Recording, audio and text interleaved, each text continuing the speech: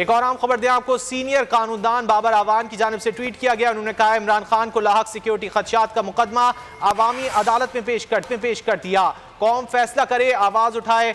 बाबर आवान ने अपने ट्वीट में मजीद लिखा कि सिक्योरिटी रिस्क के बावजूद इमरान खान को वीडियो लिंक सहूलत नहीं मिलनी चाहिए। बाबर आवान की जानिब से ये ट्वीट सामने आया है। उन्होंने कहा कि सीनियर कानूनदान इमरान खान को लाहक सिक्योरिटी खदशात का मुकदमा अवामी अदालत में पेश कर दिया है, कौम फैसला करे, आवाज उठाए। बाबर आवान ने अपने ट्वीट में मजीद लिखा, सिक्योरिटी रिस्क के बावजूद इमरान खान को वीडियो लिंक सहूलत नहीं मिलनी चाहिए। अगर आपको ये वीडियो पसंद आए तो लाइक पर क्लिक करें।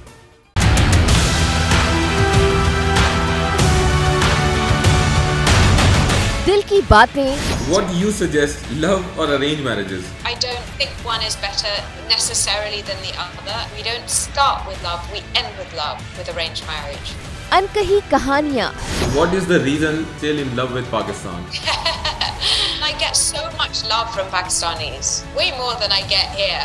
और दिलचस्प वाकयात। Pakistan and Pakistanis on the world stage. It's inspired by my 10 years of living in Pakistan. जमाइमा Khan का खुसूसी इंटरव्यू आज शाम 4 बजे सिर्फ बोल न्यूज पर।